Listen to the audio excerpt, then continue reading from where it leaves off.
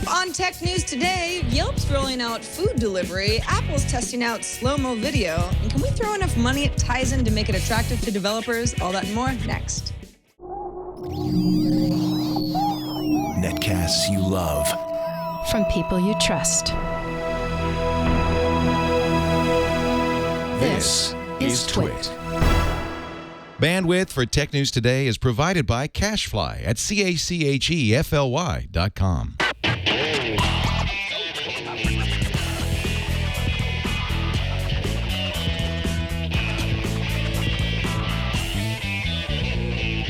This is Tech News Today for Wednesday, July 10th, 2013. Tech News Today is brought to you by Gazelle, the fast and simple way to sell your used gadgets. Find out what your used Samsung Galaxy, iPhone, and other smartphones are worth at Gazelle.com. And by Umano, interesting content read to you by professional voice artists. Stay informed on the go. Umano is available for your iPhone, iPad, or Android device. Download it for free in the App Store or on Google Play. UMANO. For more information, visit umanoapp.com. Welcome to Tech News Today. I'm Sarah Lane. I'm Aya Zakhtar. And I'm Jason Howell.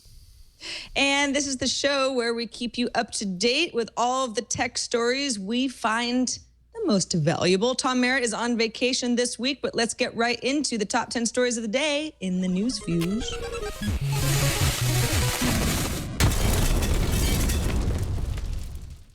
U.S. District Judge Denise Cote in Manhattan has found compelling evidence that Apple violated federal antitrust law by playing a central role in a conspiracy with publishers to eliminate retail price competition and raise ebook prices. Apple was accused of pursuing this conspiracy to undercut Amazon's ebook dominance and causing prices to rise. Apple counters that the plaintiff's allegations are false, says it will appeal Cote's decision. 9 to 5 Mac says the S in the expected iPhone 5S could stand for slow motion. The site says Apple is working on a new camera hardware and that Apple's also designing a new iPhone feature called Mogul Mode that would capture 120 frames per second video. The resolution of that slow-mo video, though, is unknown. Yelp is joining the on-demand food market by introducing a new delivery feature so consumers can browse for food and then order it as well. Yelp will partner with local delivery services so that customers don't have to actually leave Yelp to place orders. Yelp will take care of the entire ordering and checkout experience and process the payments. Yelp so you can gulp. It's over. Apple and Amazon's lawsuit over the term App Store is all finished. Who gets to use the mark? Well, both of them. Apple and Amazon came to an agreement not to sue each other over the use of the term. The lawsuit between the two was ordered to be dismissed, which would avoid a trial scheduled for August 19th. In an effort to keep us all more private, because who doesn't want to be more private, Peter Sund, the co-founder of torrent network The Pirate Bay, is raising funds to create what he says will be a very secure mobile messaging app called Hemlis, HEML.is. It will use end-to-end encryption, so messages will only be accessible by the sender and that intended recipient. Messages will be encrypted with keys generated on the end user devices so that ISPs don't have access to anything in plain text. Google just released Google Maps 7 for Android. Visually, there's lots of cards when you're not looking at maps. The app makes it easier to find things to do with an Explore feature. Engadget says the new Maps app is simpler, cleaner, and faster, and maps rendered noticeably quicker. Maps 7 requires Android 4.0.3 or higher.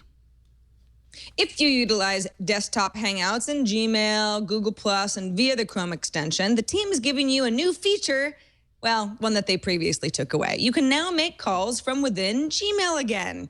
Calls to the U.S. and Canada are now free from all countries where Hangouts calling is available. You can now also add multiple phone numbers and video participants to the same call, and you can play sound effects like applause or laughter with the Google Effects app. A laugh track for your phone calls. Education technology company Coursera just raised $43 million to bring online education to emerging markets. Coursera says it's not trying to replace the college experience, but it's for people who want to learn about things without paying huge tuition costs. To date, Coursera has raised over $65 million in funding and has signed up more than 4 million students. Iran has launched its own national email service, which requires all citizens to sign up to it safely communicate with government officials. Prior to use, any account holder has to give out their local post office, full name, national ID number, and their postcode. Mohammad Nassim Nami, Iran's Minister for Information and Communication Tech, says all citizens will be assigned a national email address, but he doesn't say whether this would affect access to other email providers. You know how U.S. sales of BlackBerry devices aren't amazing? Well, you know who else noticed that? BlackBerry. The company fired its head of U.S. sales, Richard Piacentin, back in June. BlackBerry reported that it had sold 2.7 million BlackBerry 10 devices. However, analysts expected BlackBerry to sell 3.7 million devices. So not so good. This episode of Tech News Today is brought to you by Gazelle. If you want a new smartphone, you're eyeing the S4, the HTC One, or whatever that new iPhone's going to be, before you upgrade, make sure you sell your used phone or gadget to Gazelle so that you have cash to put towards what you actually really want, the latest and the greatest. You can find out what your gadget is worth at gazelle.com. Just go to GAZELLE.com. And look up your item. Type it in. Let Gazelle know the condition that your item's in, and if there are any nicks and scrapes, it's not a big deal because they even buy broken iPhones and iPads, stuff like that. Then Gazelle will give you an offer for your gadgets, which is risk-free and locked in for 30 days. So you got 30 days to get that gadget to Gazelle, and they'll honor the quote that they give you, provided that your gadget's in the condition you said it was. Then Gazelle pays you either by check, via PayPal, or with an Amazon gift card. You get an extra 5% on your total. Gazelle's also now buying back a larger selection of tablets. Hey, maybe that first tablet you decided to get just isn't the right tablet, but you're eyeing something better. Get that other gadget to Gazelle and get some money. Go to gazelle.com to get an offer for any gadget from Samsung, Apple, HTC, BlackBerry.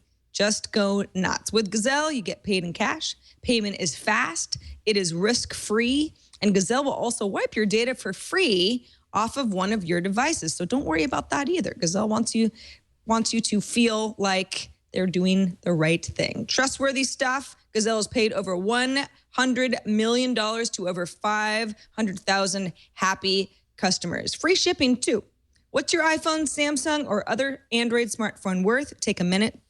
Go to gazelle.com to find out. Again, sell your used Samsung Galaxy or iPhone today at gazelle.com. All right, joining us now to talk about the stories of the day that require a little bit more discussion is none other than co-host of All About Android, Ron Richards. Hey, Ron. Thanks, Sarah. Good to be back. Good to have you. Yes. And let's start off now with a lot of information that Dropbox, with their first ever Dropbox conference, I guess you'd call it, a day-long conference, has a very interesting new initiative. Dropbox says, people don't really think in terms of files and folders anymore, so we don't want to either. There's a couple new offerings from Dropbox that really are supposed to change the way that we share our data between devices and through the cloud. The chooser and the saver options. Now, the chooser is the first of a suite of features called drop-ins, which makes Dropbox the open and save windows in apps. So as a developer, you would actually build in these drop-ins. Chooser is only available for iOS, Android web, and mobile web. Saver is only available for the web and mobile webs, but more platforms to follow. So for example, the Mailbox app, which was bought by Dropbox earlier this year, will now send attachments, and it's something that actually the native email app in iOS and the Gmail app in iOS don't actually do. You have a little paperclip icon at the bottom of the new message window, which opens a list of Dropbox files. So it's sort of like your Google Cloud files or something that's local. Data stores is kind of cool as well. Developers can make their apps basically cross-platform. And you say, well, how would that work?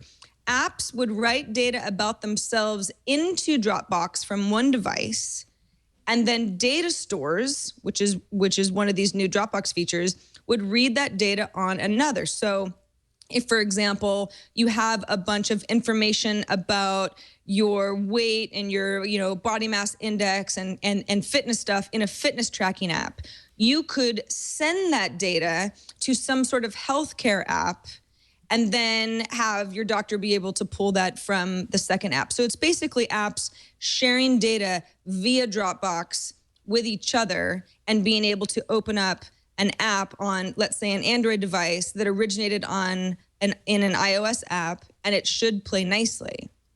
Now, this all sounds fine and good, but my first reaction was, well, Apple doesn't really want you to do that. And would really third-party apps want to rely so much on Dropbox to be able to get your data out of that initial app and read by another? Ron, what do you think?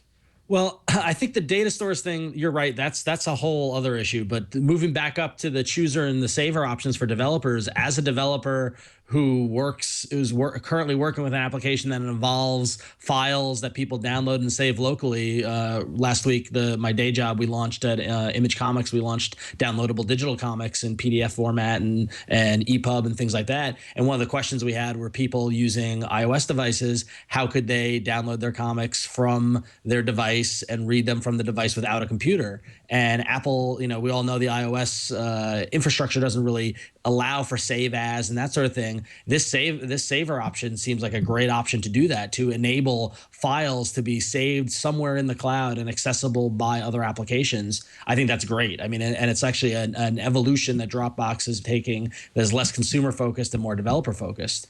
The data store side of things, though, that gets a little dicey. But really, when you look at it, if you look at some of the developer services that Google rolled out at I/O, how different is this? This is just another tool or another kind of cloud-based back-end data management thing that developers can use and not have to rely on Google. The weird thing is a lot of people were hacking these features into Dropbox already by like syncing up like one password into there so you could have it on every computer. I've done it with my own apps. When I'm for Mac, I'll put an app in Dropbox and kind of get it.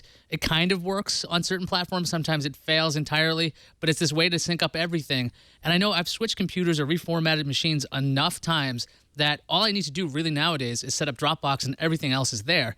If they have all these functions and developers take advantage of having their apps integrate with Dropbox, that just means that pretty much any computer that you use that has Dropbox would be your computer from the start. And I really like that option because, people switch computers and tablets all the time. To have a consistent experience would be kind of neat. Yeah, I wonder how long it will take. You think Box.net, is one of the most obvious competitors to Dropbox, but there are certainly others. Dropbox has a pretty big team, a lot of talented folks working for it. This is probably something that can easily be built by a competitor. This is just Dropbox's big announcement. But I really do think that they're onto something when they say people don't really think about saving files and uploading files and organizing things in folders anymore. Things happen within apps, and then you want to open that app later and have your data make sense. Now, that app might not be on the originating device, though. It might be on some other device that's using a different operating system altogether. And there was from an article on Wired that explained how this worked. There was an executive over at Dropbox saying, yeah, Apple could, I guess, cripple this functionality if it really didn't want its users to be able to access information that originated, let's say, on an iPad, on an Android device. But that would just reflect poorly on Apple. And as this kind of technology becomes more widespread, they don't really have a choice because obviously it's really good for consumers. And that's a strategy that always works, bullying Apple. Making them look bad publicly. That's a great strategy. But Aya's made a great point is that people have hacked this together, and it's funny how you see, functionality develop in this world where people have problems, they find solutions, they hack them, and then some sort of organization makes them official and does a real version of it, and now it's up to Apple and or Google on the Android side of things to say, okay, yes, we'll play nicely with this or we won't. It'll be really curious to see whether Apple brings down the hammer on Dropbox or not with this. I hope they don't, because I think it's I love Dropbox. I use Dropbox personally. I think it's a great evolution of their service. So, yeah, agreed. All right, Ayaz, let's talk a little bit more about how Hangouts have gotten better. Yeah, so Google announced, as you mentioned, in the news feeds, you're going to make voice calls again in the desktop version of Google Hangouts and Gmail, Google Plus, and the Chrome extension. No mention of the mobile apps just yet. Like you said before, calls in the U.S. and Canada are now free from all countries where Hangouts are available, and their international rates where it's not free range from 2 cents to 15 cents per minute. That's pretty cheap. And you can have, there's some changes to the voice calling. So if you did voice dialing, voice calling in the original Google Talk or Google Voice, you can only call one person. Now you can have everybody have like a big Hangout party style conference call, including videos and things like that. Sound effects if you want to have a laugh track in your conversation. And the feature is rolling out in the next couple of days. Google's saying that Hangouts is designed to be the future of Google Voice, and making and receiving calls is just the beginning. Ron, is this exciting news, or am I just so excited about this because I'm really heavily invested in Google Voice? It's funny because, on the Android, I'm on All About Android with Jason, and I've got a reputation now as the Google Android guy, and I read this and I just fall asleep. I just snooze. I've ignored everything about Google Hangouts from the get-go. I'm not using Google Voice, even though I really want to, but we've talked, and Jason can back me up on this, we've talked about this a lot on All About Android. Until I've got MMS support on Google Voice, it's useless to me. So I haven't fully moved to Google Voice. So right now I'm like, okay, great. I use Skype for my VoIP dialing. Nothing, it's gonna take a lot to unseat that. But they sure as heck are putting a lot of effort into it. That's for sure. That's why I was hoping when they merge Hangouts with Voice eventually, because you can send images and you can send videos and you can have all that stuff. And I'm thinking there's some way, maybe not true MMS support, but some way to get a picture from one person to the other than saying, Jason, please don't use that phone number when you're sending me an MMS. Use this phone number, because I can't receive it with Google Voice. Well, I mean, with the Hangouts app, you can already send pictures from one person to another. So you kind of have it. I think actually, if their plan is to merge Google Voice into Hangouts, which they say that it is, I think that almost makes it less likely that they're going to merge MMS into it. That just seems to muddy it up a little bit. They want you using the power of their service. And I think what Google thinks here is that Hangouts is perfect for the millions and millions of people that have Android devices and use Hangouts and Google Plus on the web and everything like that. They aren't really as concerned now with making Google Voice be your replacement for your phone. They want Hangouts to be your replacement for voice. You know what I mean?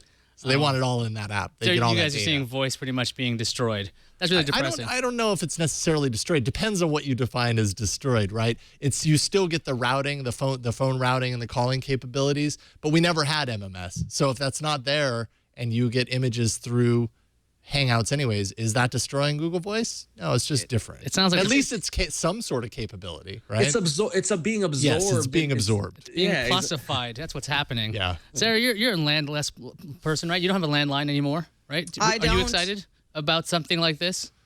Nope. But that's not because I think this is actually really attractive. I mean, there's certain people who go like, hey, I've got Hangouts capability. Now I've got free calls to the US and Canada. The international rates, at least on paper, look pretty reasonable to me. So I understand that some people are going to be like, awesome, this is a feature that got taken away. I was bummed about it. Now I've got it back, and I've got some little extras like multiple video callers and silly Google effects.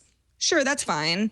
But no, this is not something I ever use. However, I do think that Google Voice merging with Hangouts is inevitable. I mean, why have two different products that do too many of similar things? So, that's even though I'm not using it, I think that's where it's going to go. Yeah, and Sarah, you make a great point. And that's in line with what Google's been doing over the past 6 months to 12 months is paring down their services and reducing redundancies and focusing and showing this, more of a consumer-facing effort. The problem with it is that it all relies on your network all being on Google and on Google Plus and using Hangouts. And honestly, no one in my life uses it. So therefore it's useless to me. So, it's tough. Well, that's too bad. I hope Voice doesn't go. Well, Voice it's horrible compared to Grand Central. So when Hangouts replaces Voice, it'll be equally horrible. Yay. Well, I think something we can all agree that we like to do is order food because we're all a lazy bunch of folks. This actually might be a great story then for us if we don't already have an online delivery service that works well enough. Yelp has announced the Yelp platform. They're going to work with local delivery services so that when you're browsing Yelp and you hear about this cool new Chinese food restaurant that's getting great reviews and everybody talks about how the pot stickers are super awesome, then you can go ahead and place your order from within Yelp. It's kind of like how Yelp partnered with OpenTable back in the day, so you could go ahead and reserve a table for 4 from within the Yelp app, although this is all about delivery. Yelp says they'll take care of all of the ordering, the checkout experience. They'll process the payments on their back end. Service is limited at the beginning. San Francisco and New York to start, obviously. Partnerships with food delivery startup Eat24 and Delivery.com is their limited rollout at this point. They'll be working with, they say, 100 local businesses. So that is quite a limited rollout. But founder and CEO Jeremy Stoppelman says, this is the staging before this platform enters new markets. Now, when it does enter new markets, then the whole thing is not just about food. Yelp says booking personal services like a spa day or a place in a yoga studio or a dentist appointment through partnerships with Booker, Demand Force, which is owned by Intuit, Mind Body. So the whole does this food delivery service thing work sounds like it's just the first step in Yelp saying, we want you to be able to go through the booking process on pretty much anything that you might otherwise just look up on Yelp. And I don't know. It seems like Yelp is being pretty bullish about all of the data that it has on people who have contributed to it over the years. 2 weeks ago, they also launched a revamped nearby feature, which sounds a lot like the direction that Foursquare is also going in. Shows recommendations based on time of day. You know, if it's morning, you're probably going to get more offerings for coffee houses that are nearby. Your social graph, Ron Richards and I are Yelp friends. So I see, you know, the places that Ron likes that I might be nearby at any given time. Newly opened businesses, that can be fun. If you're like, I just want to go somewhere different. I just want to go somewhere new. Yelp will surface that stuff too. It sounds like Yelp wants to be yet again many things to many people rather than just a review service. But they've been going in that direction for a while. Do we think that Yelp has that brand recognition to be able to pummel other startups that do a little bit of what I just mentioned? Ron, how often do you use Yelp, would you say? I actually use Yelp a lot. I mean, I use Yelp is my main kind of, okay, is this place worth going to and what do I need to know about it and that sort of thing. I find myself using the OpenTable integration a lot when you're looking for when I'm looking for restaurants. I already use Eat24. I used it last night, in fact, to get dinner. Oh yeah? Yeah. Big Lantern from in the Mission delivers right to my house. It only took about an hour, but still, they need to work on the delivery times. That's the problem. But, integrating within Yelp, I think, the idea is that they've got people coming for the reviews and for the listings, and it makes sense for Yelp to keep them there to extend with these services. And the idea of going beyond just food delivery and into other things. I mean, you could see this, leveraging with Style Seat and booking your hair appointments via Yelp and like yoga appointments and all that sort of stuff. I think it's a smart move on Yelp's side as they continue to grow. So. Was it really a zero-sum game, though? I mean, I ended up using OpenTable a lot more because of Yelp, and then I started just using the OpenTable app. Sometimes I found it a little easier to work with to make reservations. Then there is the option to be in Yelp all day if you wanted to. If they're going to keep integrating stuff, on Ron's point, maybe they should integrate Glimpse so you can see the person coming to your door as you're waiting for your food to be delivered. You have an hour left. Well, that's something that Postmates does pretty well right now. That's a food delivery app. I ordered a pizza the other night. It was pretty late. I was hungry, and I mean, to the second. I mean, I knew exactly when he was going to ring my doorbell because I could follow the courier. So yeah, that would be helpful too. Yes, we must track all our food after we order it on our tablets. What I think is smart here is that what I think is smart is that they're partnering with people who do these services already well, as opposed to trying to say we're going to build a delivery service. That would be a huge mistake. But by saying, okay, the people who are doing these services well, let's get them integrated. Let's let them work off of our platform. That partnership angle, I think, is a smarter move on Yelp because it's less chance of things going awry. So. It'll be curious to see how it works. Yeah. It's also interesting. I think food delivery is the most obvious. It's a need that people have, and Yelp is predominantly about restaurant reviews. And of course, if all of these restaurants deliver, it's like, well, they're missing out on a huge opportunity by only allowing us to look up the experience inside a restaurant and make reservations if the restaurant could then deliver to us and Yelp is the go-between. But also, I mean, I look up Yelp sometimes.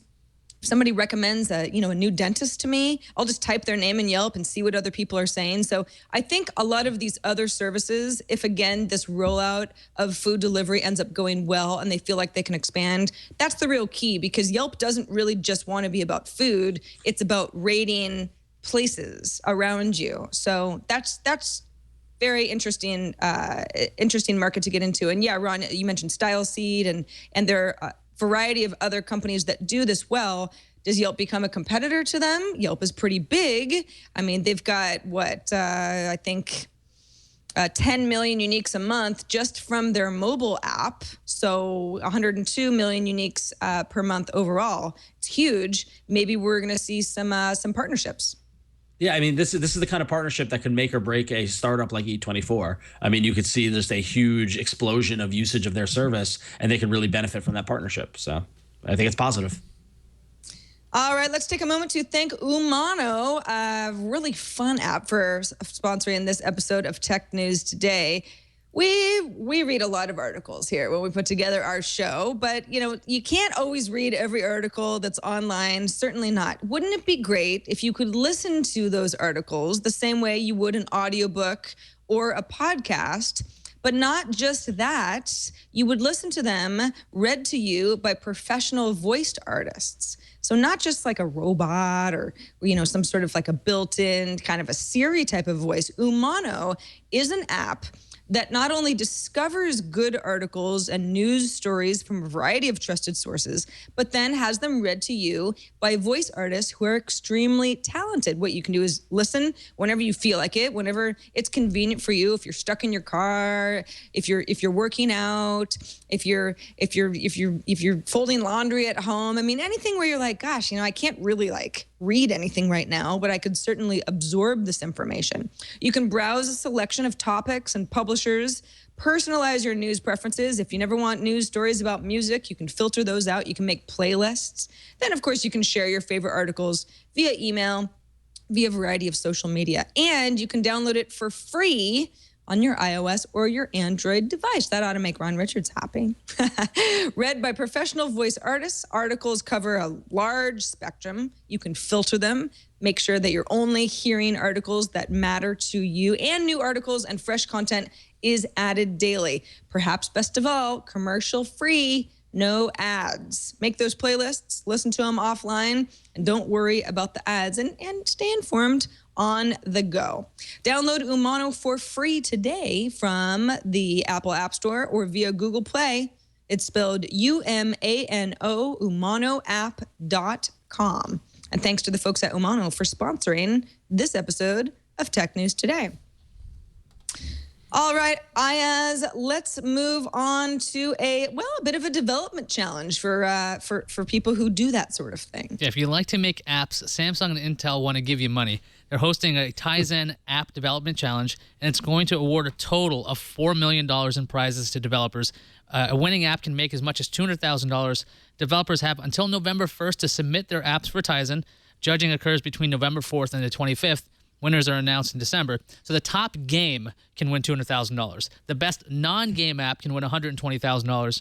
The top 10 HTML5 based apps can win $50,000 each. And there's only a couple of carriers right now that say they will support Tizen phones when they come out in the fourth quarter of the year. Ron, do you think $4 million is that enough of a purse to get an operating system with some solid apps out the door in the fourth quarter? Tizen? Yes, Tizen. Tizen? Yeah, Tizen. not so much. Well, maybe not in the state, but internationally. How about that? Internationally, maybe. I mean, these kind of these app contests where they pay money for apps, they're a great way to get developers engaged and get them working with it.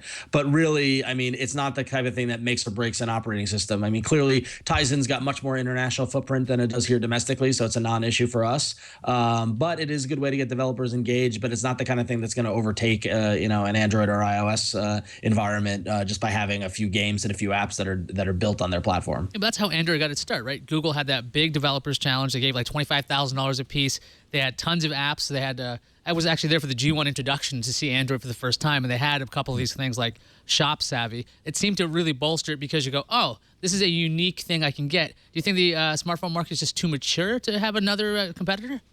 Well, I honestly, I do. I mean, I think Tizen has never been one that, I mean, from the stuff I've looked at and from the stuff that it does, it's never been one where I'm like, oh, wow, this is really going to threaten what we've got going on over here. But you're right. I mean, Google did use it for Android how many years ago? That was 4 or 5 years ago now. And it is a way to get into developers engaged. But Tizen, it's not like Tizen's new. Tizen's been around. So, this just seems like Samsung and Intel, they've got some marketing budget. It gets some attention to them. It does get developers engaged, and they see what comes out of it. But I don't think it's a game changer. Interesting, too, that you're going to get $80,000 more if you win in the game category than in a non-game category. I mean, obviously, there's a push here to say, make an awesome game that will utilize Tizen. We'll give you $200,000 if you win.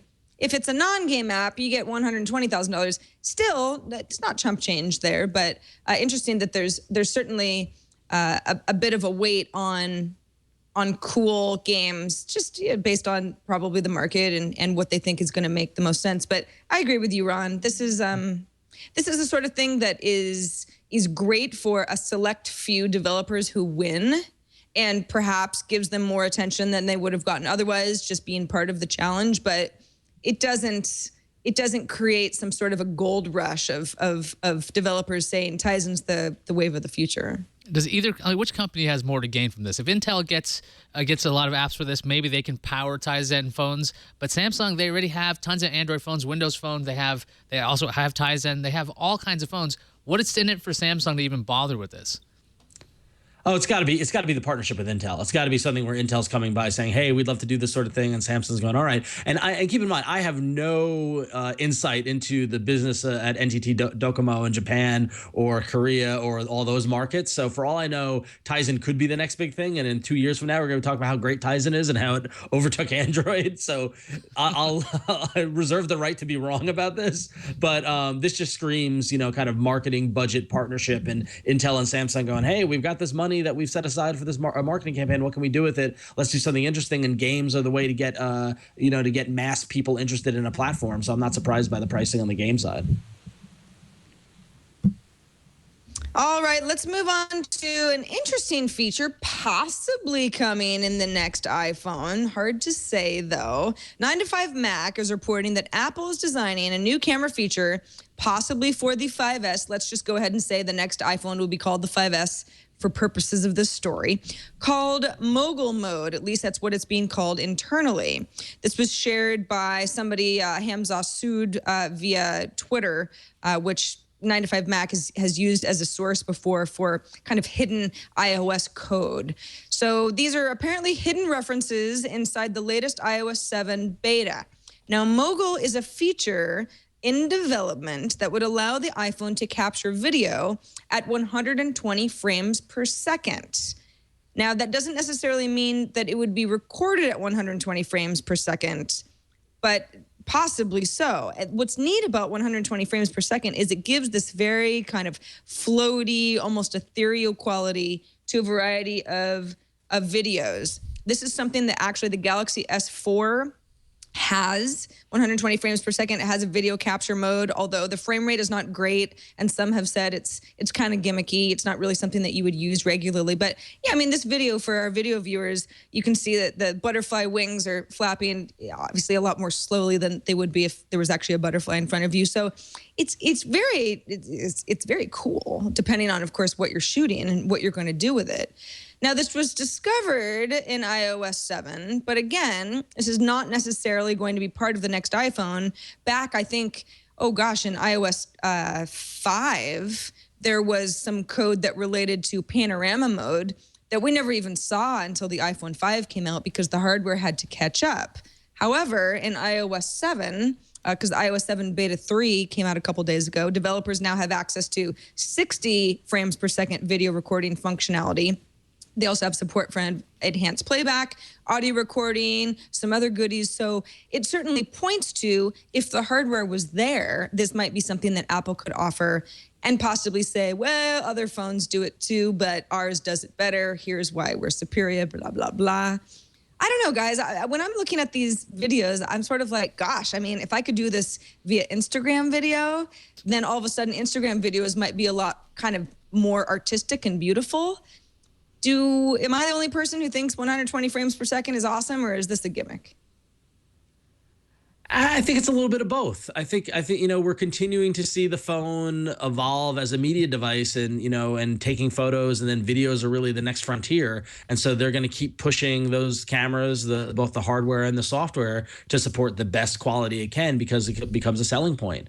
With Instagram video and with Vine and with all that sort of stuff, and with video being easier to use on the web and upload, and especially with all the other hooks and apps that utilize video. I mean, I think it's going to become a must-have factor as people look to buy phones in the future.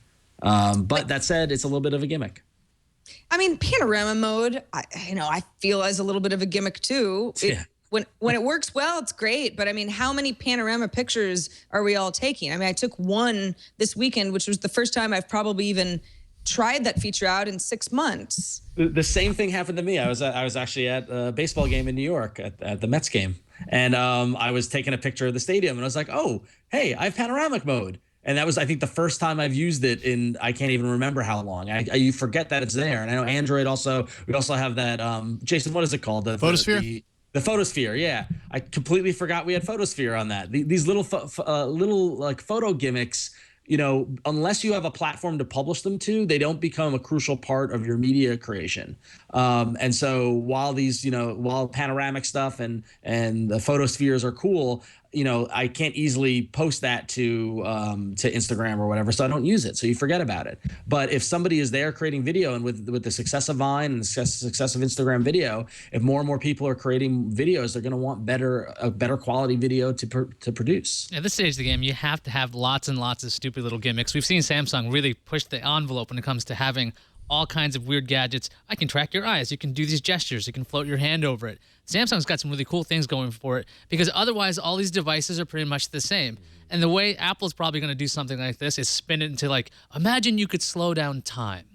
And then that's the kind of nonsensical reality distortion you're probably going to get from Apple that will probably work, because the iPhone is used as a camera all the time. I think it's a good gimmick to have. Apple is going to claim they have a great screen to watch it back. And there's always these rumors of Vimeo getting more and more integrated. If they had this kind of artsy-looking slow-mo video going directly to Vimeo, it has this perfect kind of synergy together. And you can see a bunch of people doing this. If you're going to watch 15 seconds of Instagram as well, by the way, might as well be in slow-mo. You could speed it up, and then you'd have a 6-second Vine. So there you go. All right, let's move on to some, I don't know, I'm just going to go ahead and cross my fingers, Ayaz. It's a BlackBerry story. Is there something to be hopeful about? No, it's just like yesterday. Right. Yesterday I had Nintendo in the 6th spot. It's like the Death Watch spot, or 2 days ago. Now I've got BlackBerry in the 6th spot. It's another Death Watch kind of thing. All right, so BlackBerry had their annual meeting, and Thorsten Heinz was asked if he was asked if they were looking into strategic alternatives, and he says, yes, we're open to all options that create value for shareholders. He said remarks that BlackBerry, the company, was open to any and all licensing opportunities. He says, we're not a devices-only company. One shareholder said, my sense is that the rollout of the Z10 was a disaster. Heinz' response was, were we perfect at the launch? Probably not. Was it a disaster? I don't think so. So that's some really great words from the top of BlackBerry. And the real bad news of BlackBerry is the Wall Street Journal is reporting that there's another round of layoffs coming. The company's already cut over 5,000 jobs. They just fired their sales VP in the U.S. because of poor performance. Ron, is BlackBerry on the death watch like I was mentioning before, or is this a company on the rise? Oh, absolutely. I feel like BlackBerry is a punchline now. And whenever I see a BlackBerry, like either an ad or a new announcement, or God forbid one in the wild, I just laugh. I mean, I feel like Android and iPhone just kind of blew right past them. And once the corporate support of BlackBerry got broken down and corporate IT departments started allowing Android and iPhone phones, it became kind of game over. So I think BlackBerry is slowly going down the drain. I think what we might see here is a very drastic, if BlackBerry can survive, devices are out of there. Licensing strategies. Let's hope that BlackBerry can lock up some good licensing deals. They're still going to have to fire a lot of people.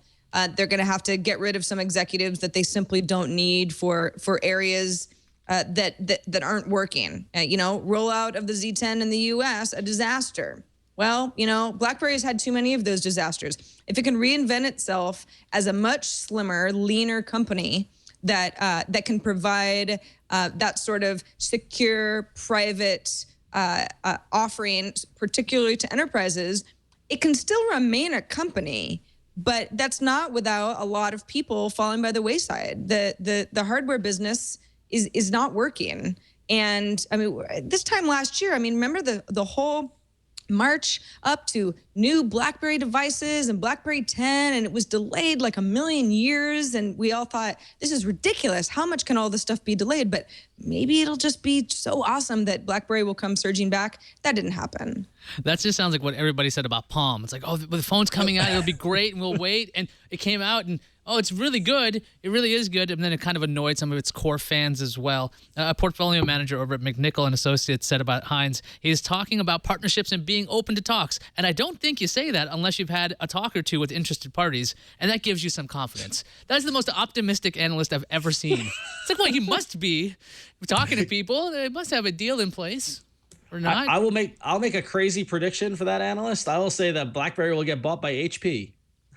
Well, that manager, by the way, that McNichol and Associates owns shares of BlackBerry, so you got to take their word with a grain of salt there. But yeah, you think HP? I think Dell would buy BlackBerry first. I've been saying that for years now because they both don't kind of work well. So you put them together. And maybe what we ought to do is just go ahead and melt all of our BlackBerry devices. Apparently, you can do that now and then print them back out better in a 3D printer. That's our randomizer. Nice. So smooth. Did you like that one? Yeah, that was like a liquid metal. I wasn't even sure whether to push the button. Ayaz, tell us more about this Terminator 2-esque technology. No, I won't. No. So Michael Dickey at North Carolina State University in Raleigh has found a way, at least the folks at North Carolina, have found a way to effectively print 3D metallic objects. It uses an alloy of metals, gallium and indium, which are both non-toxic. It's liquid at room temperature and forms a thin skin when it's exposed to air. So when you pour this out of a syringe, that's what the researchers are doing in this video. They're like buckyballs. Exactly. So as they're being pumped out of the syringe, they are forming a structure that can support itself because there's a thin skin over this metal. And this could allow for bendable electronics because you can put this alloy inside of a rubber like a tube, which would allow you to have a lot of circuitry that could be bendable. So that's kind of interesting. And the researchers are saying that this could also be put into a 3D printer. So instead of a syringe, you have a little inkjet kind of deal. It'll spray out this metal, and you can make metal pieces using a printer. It looks really awesome. It looked like mercury to me, which scared me. Yeah. But then they say it's non-toxic, and it won't give you like all kinds of damage. Ron, you gonna print out anything? Is this gonna be like when Texas Instrument calculators were allowed into math classes? It's like we don't really have to solder anything, in the next 10 years because our 3D printers can just spit out something a lot more beautiful than whatever we'd have been putting together longhand. Kind of reminds me of that. 3D printers freak me out. I'll just say it. The whole thing. and this is not helping at all. You don't want to print things? I might have hit my generation gap now with the 3D printer and using alloy metals within it, and that's crazy, but it's awesome too. So it's the future. But instead of printing out like a 3D mold of a car part, like just print the part with this kind of thing. I'd be like, all right. Well, assuming it can withstand all kinds of damage, I don't know if it can. Yeah. All right, let's move on to the calendar. Shall I talk about the calendar? The Apple App Store turned 5 years old today. They get to keep the name thanks to that lawsuit. It launched with more than 500 apps. That's a small number, isn't it? Back with the iPhone 3G. Tomorrow, Netflix's original series Orange is the New Black will debut on July 11th. Nokia is holding its Zoom Reinvented event in New York City tomorrow. Everyone's expecting a Nokia Lumia with a 41 megapixel camera. And on August 9th, Google Latitude is taking a dirt nap because Google is killing Latitude. Sorry about it. Killing Latitude, but a lot of the features of Latitude, I think, are rolled in or rolling into G Plus, as they are wont to do. It's kind of like the way Wave went into Docs. Yep. It's gonna, but yeah, then that's the calendar. Let's see what's incoming. Incoming message. Got a voicemail from Steve, who's got some bad news about the Hulu desktop. Hey, crew. On Monday morning's program, you all speculated on what might happen to the Hulu desktop app if Hulu gets a new owner in the near future. I hate to break it to you guys, but the Hulu desktop app has been defunct for at least the last 2 weeks. It was taken down off the website. In fact, the entire Hulu Labs section of the website has disappeared as well. There's no telling whether this has anything to do with Hulu being up for sale, but I used the desktop app and I liked it, and anybody who wants it now is going to have to get a copy from somebody who managed to download it before it disappeared. Well, Steve, Wow, that's I didn't depressing. notice that because I never actually used Hulu via the desktop. Or the desktop app, rather. I remember using the desktop app right when it came out and thinking it was awesome, and then not using it ever again because I just got an app or stopped using Hulu. I'm the guy with the media center PC attached to the TV, so I used it all the time. I still do. It's not. It doesn't. It still works. It still works, but I'm really surprised that Hulu Labs is gone. I thought that was a really cool thing with like facial recognition. So it's not as if it doesn't work, it's just not available for new customers. Right. So, and it's probably going to exist on all those websites. You can probably find it somewhere. But I'm not surprised that Labs went away, especially if they're talking about acquisition or something like that. I imagine they're probably pulling that stuff in internal because they don't want to introduce anything new or make anything changes. Typically before a sale, things go very status quo and very quiet. So it makes sense to take Labs down. So I'm not surprised by that. Got another email from Peter Wells. He called in to tell us how music streaming affects data caps down under in Australia. Here in Australia, just following up on the MOG AT&T story that you did yesterday. MOG has had a very similar deal in place with Telstra in Australia for about 6 months now. And the deal there is that if you use MOG to stream over Telstra, then you don't get any of that charged against your data cap. So I would imagine that AT&T will do a very similar thing. And AT&T and Telstra are very similar, you know, in terms of market share and overall size and probably evilness as well. But I still haven't seen this make a huge impact on MOG. Everyone I know still uses Pandora or Spotify. Anyway, I love the show. All right. Well, thanks to Peter and Steve for those voicemails. And thanks to Ron Richards for being our guest today. Ron, besides All About Android, which, of course, you host along with Jason Howell and Gina Trapani, where else can people find your work online and what you're up to? Yeah, so always go watch All About Android every Tuesday. We have a blast doing it. But you can find me at about.me/RonXO. Got links to my Twitter, Facebook, Google+, all that fun stuff there. And by day, I work for Image Comics. So go to imagecomics.com, the new and improved Image Comics website, where we're offering DRM-free digital comics for download. So check it out. All right.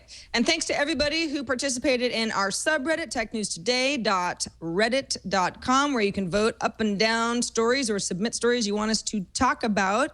Tomorrow, we've got Shannon Morse, Twit's own Shannon Morse from Before You Buy, Threatwire, all sorts of good stuff. In the meantime, you can write us at tnt@twit.tv. You can call us at 260-TNT-SHOW, and we'll see you tomorrow.